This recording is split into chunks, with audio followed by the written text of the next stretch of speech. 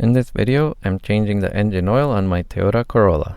Some Toyota Corolla models use a cartridge filter, while others use a spin-on filter. Check the type of filter you have by looking underneath your car before starting the oil change. This is the passenger side of the car, and there's the oil drain bolt. I'm going to start by loosening the plug with my wrench, and then I'm going to unscrew it carefully. When it's almost out, I'm pressing on it and turning, and then very quickly pull it off to prevent splashing. I will now replace the drain bolt washer with a new one.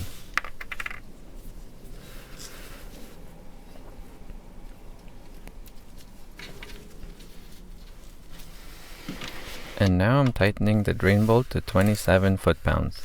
When the bolt tightens, it squishes the new washer, so it's a good idea to use a new washer each time.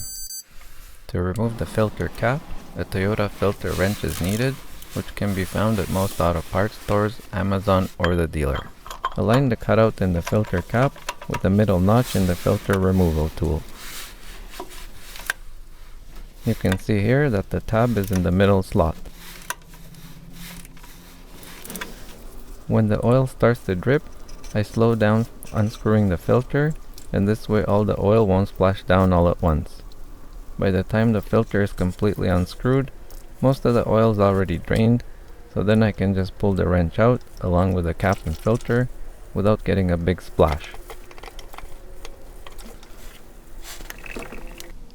Now I'm going to get a little bit of fresh oil to lubricate the new oil filter O-ring. This step is very important because if the O-ring is not lubricated, there's a chance it will not seal perfectly, which could cause a leak.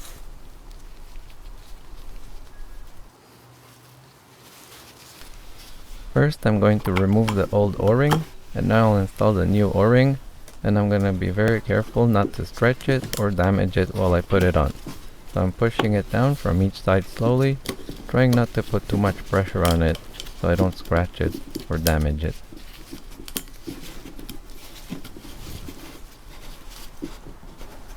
Make sure the O-ring is seated in the groove here and not to the right or left of the groove. It's very important that it's in the proper groove, otherwise it will leak. To install the filter, just push it on the tube right in the middle, and it'll take a bit of force here, but once it's in, it should go in pretty easily. So just put it down and then push on it, make sure it's all the way in. Okay, so now I'm going to put the filter back in. Be careful not to damage the threads when tightening it.